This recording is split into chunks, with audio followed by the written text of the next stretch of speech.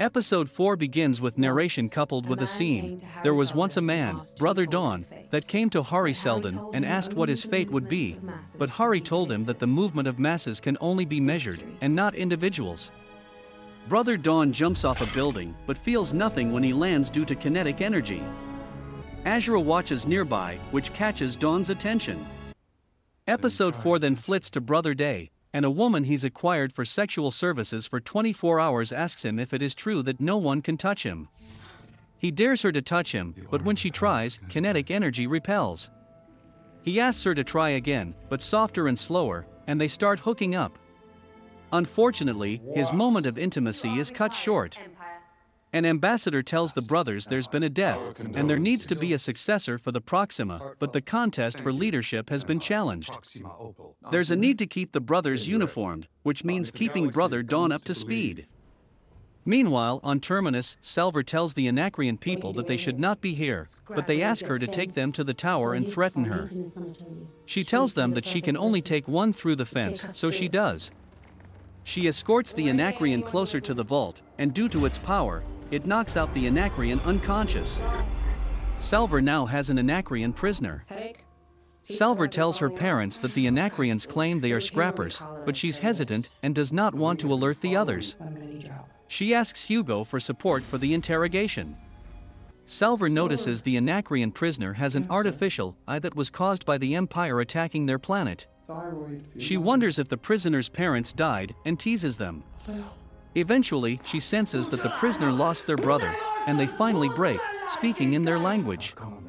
Salver tells her parents and Hugo that the prisoner wants to die, and she understood some of what they were saying.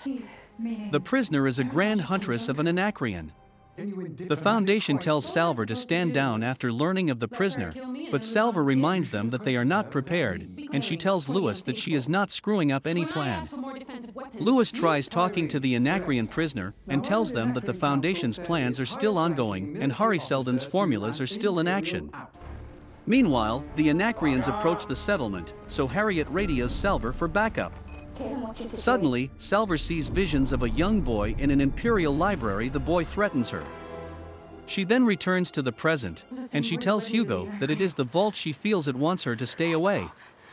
Brother Day takes out his anger on the mathematicians for not being able to figure out the work of Harvey Seldon for decades. He then tells Dusk to focus on Trantor. Demerzel and Dusk believe they should focus on their principles, but Brother Day states they should not be scared anymore. He blames Dusk for the destruction of 2 plants and the Star Bridge, but he thinks he can save their legacy.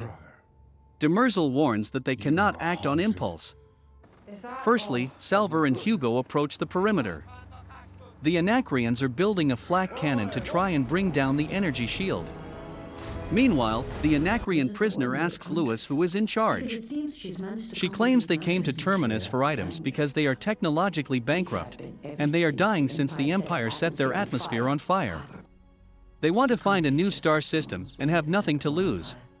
Secondly, Salver tells Hugo that she believes that the Anacreons are up to something bigger and that the vault is connected to Harvey in the vision. She saw Harvey's library in Trantor. Hugo wonders if Salver is part of Harvey's plans. The episode ends with Gul Dornick floating in her bubble ship through space.